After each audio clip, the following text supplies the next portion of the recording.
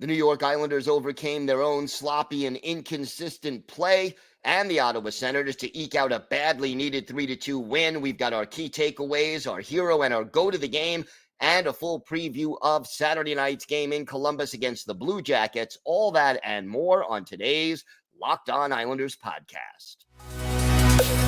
Your Locked On Islanders, your daily podcast on the New York Islanders. Part of the Locked On Podcast Network, your team every day.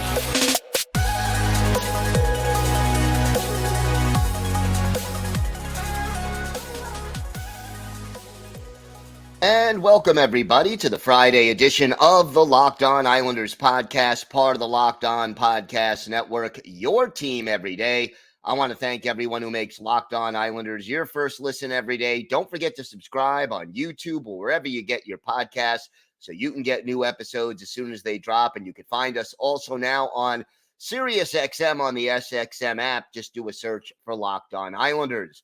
Today's episode is brought to you by Sleeper. Download the Sleeper app and use promo code LOCKEDONNHL to get up to a $100 match on your first deposit. Terms and conditions apply. See Sleeper's terms of use for details.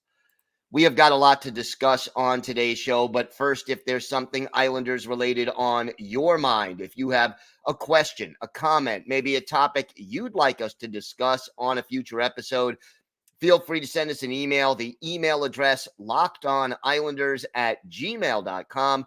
And if you leave your first name and where you're from, we're happy to mention you on the show when we discuss whatever's on your mind. You could also follow the show on Twitter at Locked On Isles.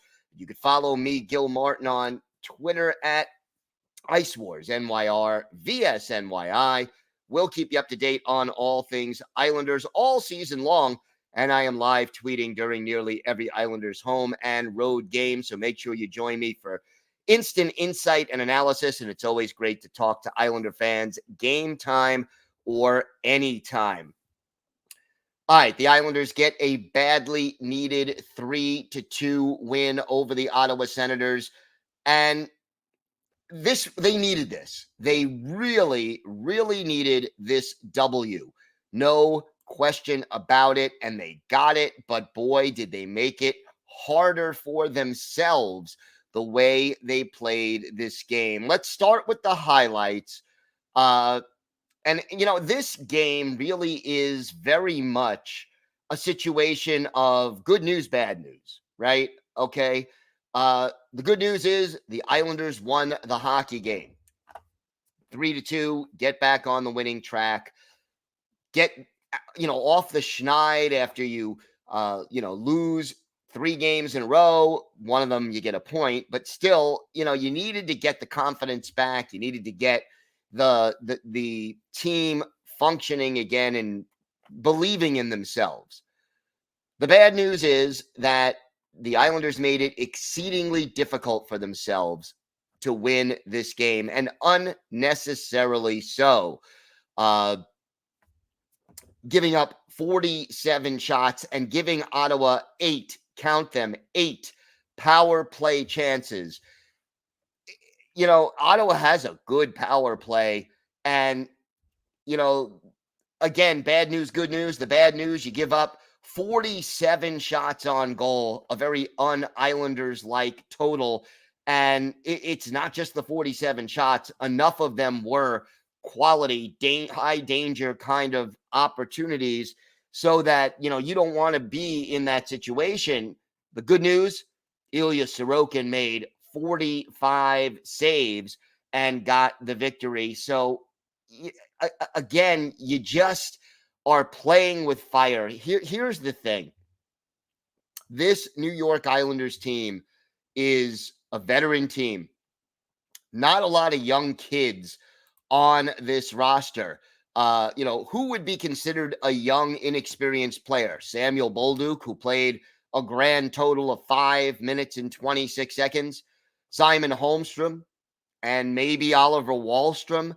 That's it. Those are your, young, green, inexperienced guys. When you've got a veteran team full of players who,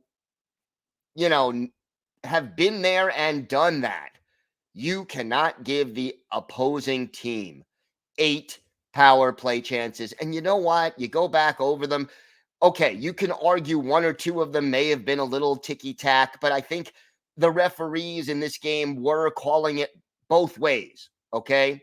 You can't take that many penalties. You can't be lazy. You can't stop moving your feet, and you can't be chasing another team all over the ice where you're hooking, tripping, interfering. Look at these penalties. Simon Holmstrom tripping, his first career NHL penalty, by the way. Noah Dobson tripping. Brock Nelson interference. Cal Clutterbuck slashing. Alexander Romanov interference. Noah Dobson cross-checking. Kyle Palmieri high sticking. Adam Pelech tripping. It's like a litany of sloppy, careless. This team should know better.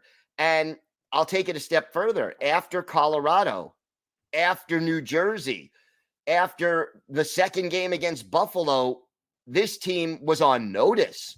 We're taking too many penalties. We're giving the other team too many chances with the extra attacker. We're giving skilled guys more time and space. And I hate to say it, but Brady Tkachuk, Josh Norris, Tim Stützle, Claude Giroux, Vladimir Tarasenko. There's a lot of guys on this Senators team who can take advantage of that extra time and space.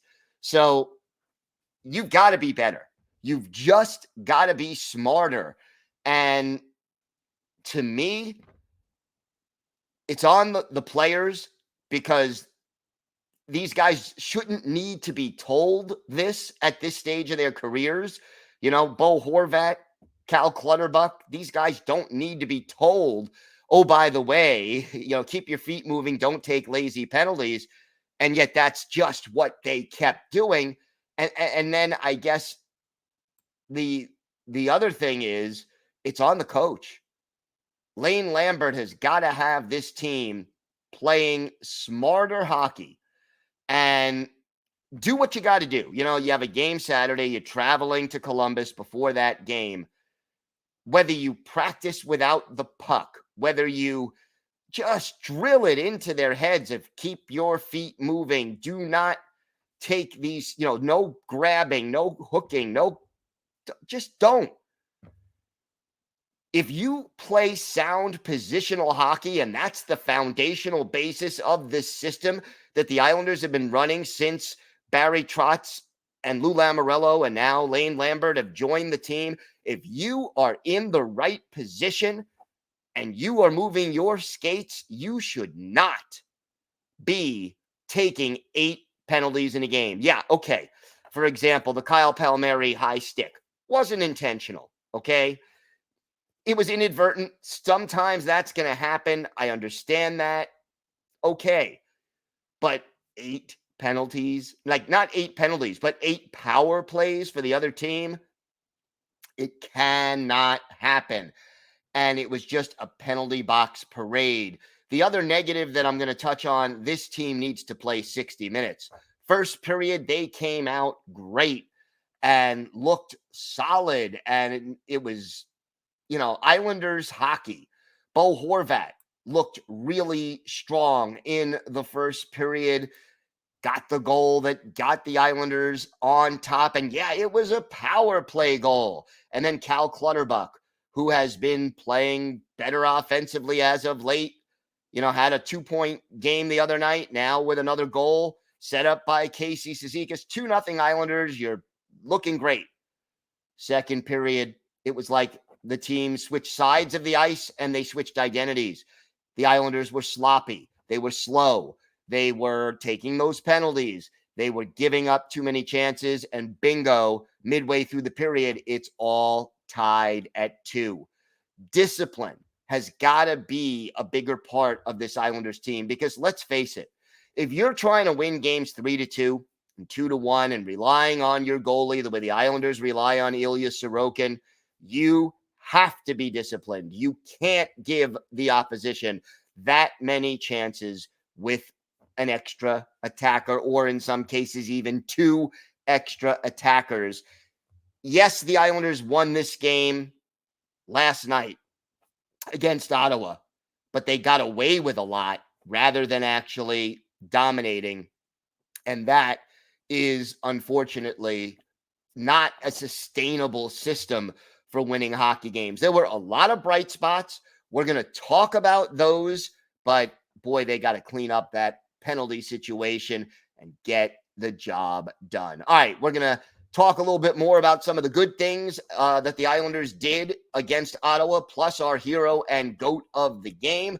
And we will also have our Islanders birthday of the day, scoring winger who was with the Islanders in the early to mid 1990s. Let's see if you can guess who that is. We've got all that and more coming up on today's Locked On Islanders podcast.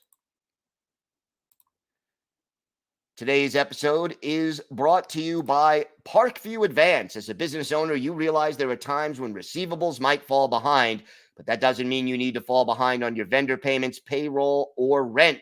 For more than 25 years, Parkview Advance has helped businesses secure working capital. From $5,000 to $1.5 million, Parkview Advance can approve your working capital in as little as 24 hours. It's a much easier process than you might imagine. We invite the many entrepreneurs that are Locked On NHL fans to learn more by calling us at 203-675-0071 or go to parkviewadvance.com. If your business needs working capital, call Parkview Advance today. Parkview Advance, helping businesses with their working capital. Go to parkviewadvance.com.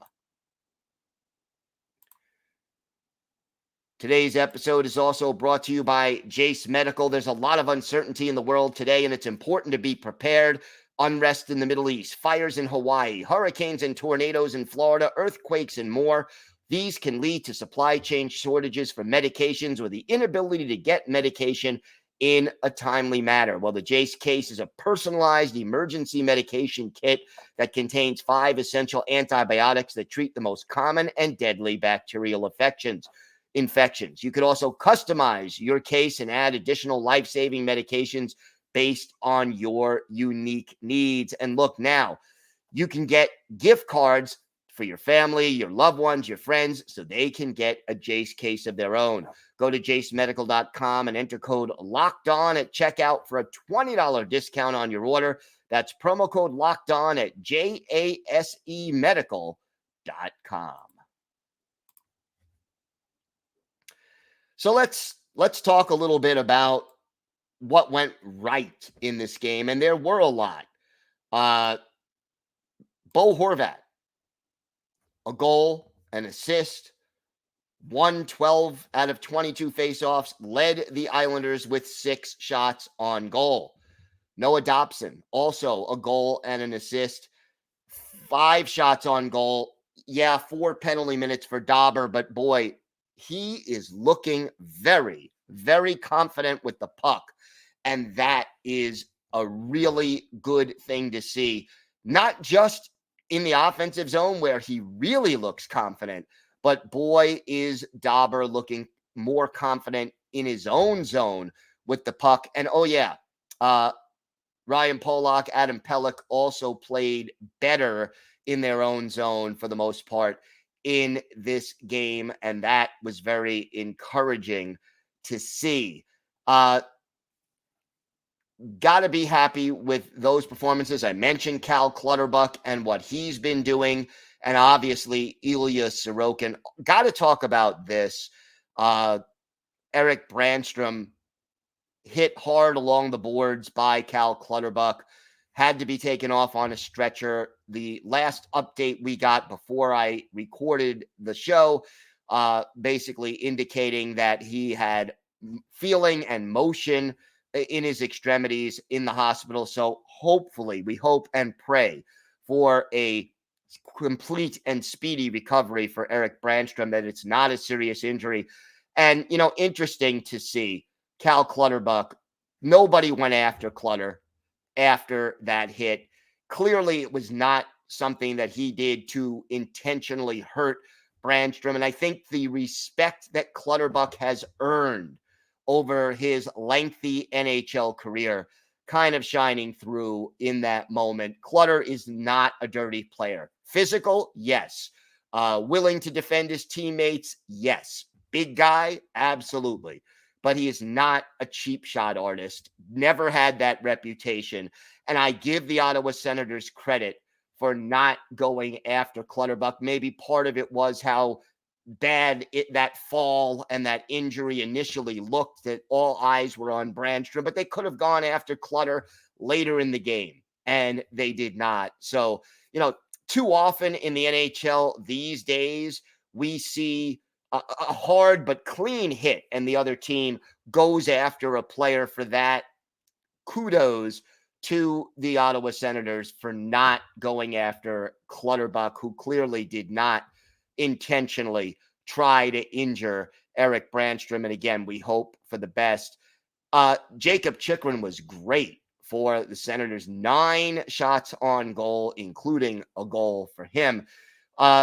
Little bit of a disappointing game from the Nelson Engvall Palmieri line. Palms had an assist in this game, but it came on the power play goal by Bo Horvat. So kind of a little concern. That's a couple of games in a row where that regularly red hot line has cooled off. And, I think you look at the low number of minutes played by Oliver Wahlstrom, 657, Matt Martin, 624, Samuel Bolduc, 526. Those are the ice times.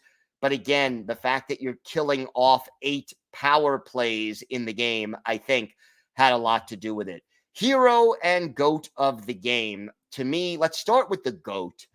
I'm going with Lane Lambert, just because as the coach, it is his responsibility to get this team to play more disciplined hockey. So I'm going to put that one on Lane Lambert for this game. Hero of the game, to me, it's got to be Ilya Sorokin. Yeah, you could go Bo Horvat with 2 points. Yeah, you could go with Noah Dobson with 2 points, but the 4 penalty minutes in my mind kind of negate that a little. But Dauber had a good game overall, and he had the game-winning goal. But 45 saves, a lot of them really spectacular. And, when you kill 7 out of 8 penalties, power plays, your goalie very often is going to be your best penalty killer. And Sorokin clearly was that. His .957 save percentage, one of the reasons the Islanders were able to escape this game with 2 points. So to me, the hero of the game, Ilya Sorokin. The GOAT, Lane Lambert, just because this team just did not look disciplined and did not play that full 60-minute game that they still really need to play. Again, I'm not expecting the Islanders to dominate 60 minutes, but don't be sloppy, don't be lazy, and don't take 8 penalties in a game. That's something that this team is going to need to clean up if they hope to win consistently over the course of this season. And hopefully we will see it coming up. When we come back, we will have our in-depth preview of Saturday's game against the Columbus Blue Jackets as the Islanders head back onto the road for a Metropolitan Division battle. And we'll have our Islanders birthday of the day. All that and a lot more still to come on today's Locked On Islanders podcast. Today's episode is brought to you by Sleeper. A new NHL season brings all sorts of possibilities. Bo Horvat could score 50 goals. The Islanders could hoist the Stanley Cup. And you could win big by playing daily fantasy hockey on Sleeper, the official daily fantasy app of the Locked On NHL Network. Sleeper is our #1 choice for daily fantasy sports, and especially daily fantasy hockey, because with Sleeper, you can win 100 times your cash in daily fantasy hockey contests. All you have to do is pick whether studs like Matthew Barzal or Connor McDavid, Alexander Ovechkin, Sidney Crosby, whether they'll record more or less than their sleeper projections for things like goals, assists, saves, plus, minus, and more in a given game. To win 100 times your money on Sleeper, you need to correctly predict the outcome of 8 player stats. You heard me, Islander fans. You can win 100 times your money playing daily fantasy hockey with Sleeper. So start paying attention and nail your picks so you could start winning big. Use promo code LOCKEDONNHL and you'll get up to a $100 match on your first deposit. Terms and conditions apply. That's code LOCKEDONNHL. See Sleeper's terms of use for details and locational availability. So the Islanders head to Columbus Saturday to play the Blue Jackets. That's the next game, and it's clearly an important one for the New York Islanders. They have got to get a win down because let's face it, this is Columbus, and I know a lot of people don't want to believe this necessarily, but the Columbus Blue Jackets are a better team than they looked last year, and they are going to be a team that the Islanders may very well have to battle for positioning if the Islanders hope to make the playoffs. And they are 3-2-2 on the season through 7 games. Columbus not slouches at this point in time, as a lot of people, based on last year's performance at least, might think that they would be. So you got to give the Blue Jackets a little credit. They are a healthier team than they were last year, and they are basically they're looking better. They made some moves in the offseason that really helped their team.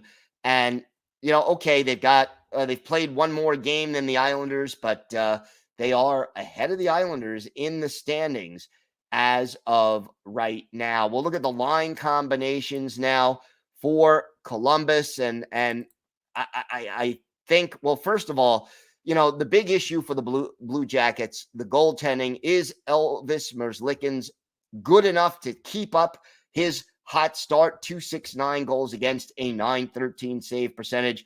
Columbus on Thursday losing to the Montreal Canadiens in overtime 4-3. So they have now lost their last 2 games, losing them both by 1 goal. And it was Elvis Merzlikins in goal in that game. If Elvis doesn't go, Spencer Martin is the backup. He has a .302 goals against average and a .915 save percentage. Boone Jenner, 4 goals on the season entering that game against Montreal. Ivan Provorov, 5 assists. And look, you still got some really talented players. Johnny Gaudreau, still a Columbus Blue Jacket, and Adam Fantilli already with 4 points in his first 6 games. That young rookie is going to be something to be reckoned with.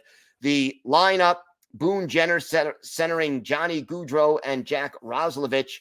That's the top line. Adam Fantilli, already your second line center.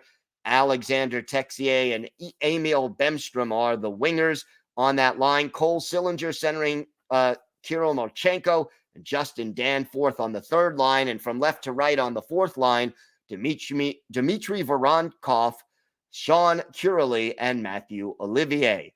The defenseman, Zach Werenski, always dangerous, and Damon Severson, Islander fans familiar with him.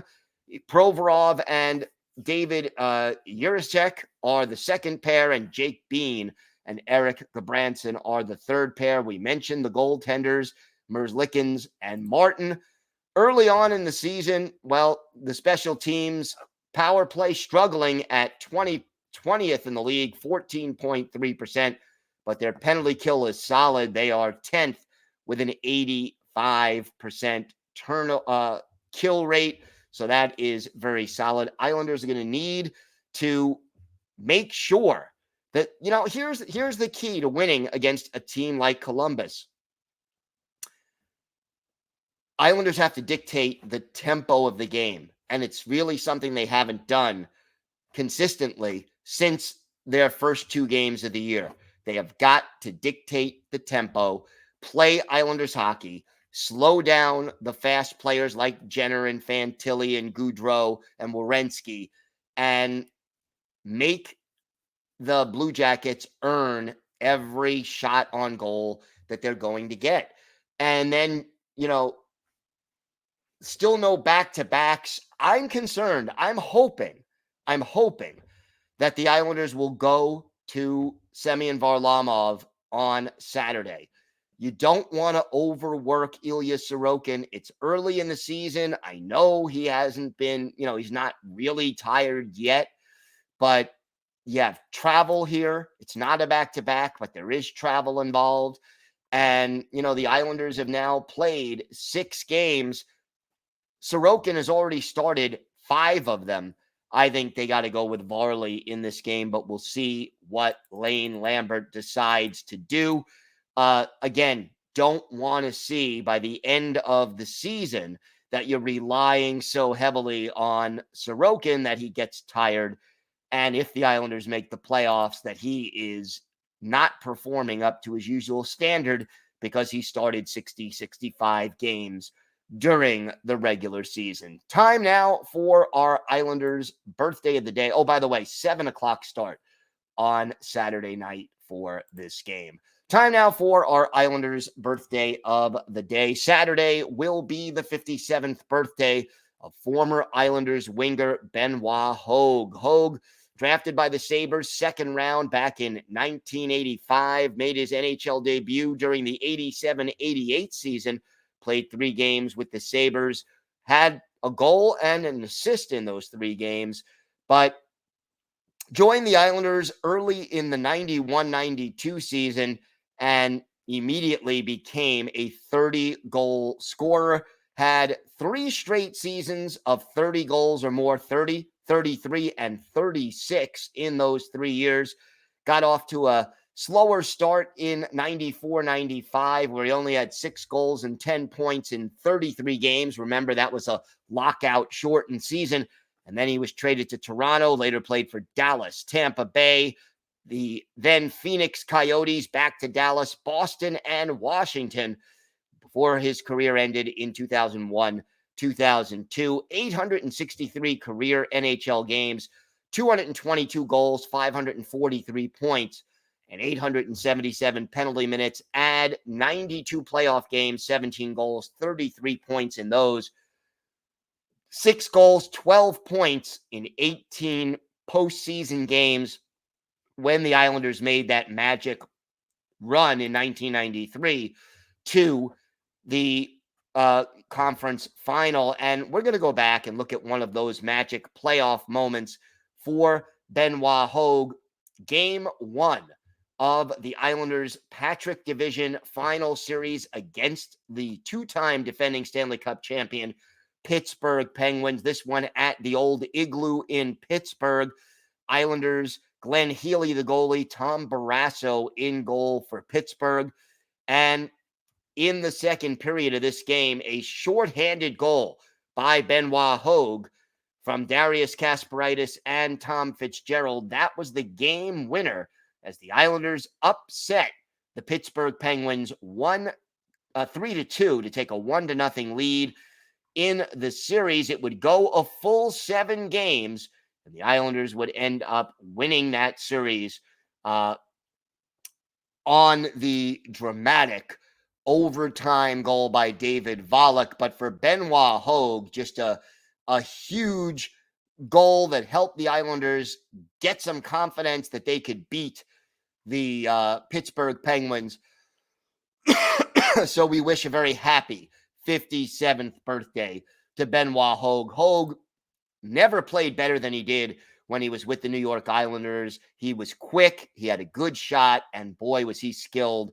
One of those guys who probably should have been an Islander longer, but if you watch the Islanders during the 3+ seasons that he was with the team, it'd be really hard to forget the contributions of Benoit Hogue.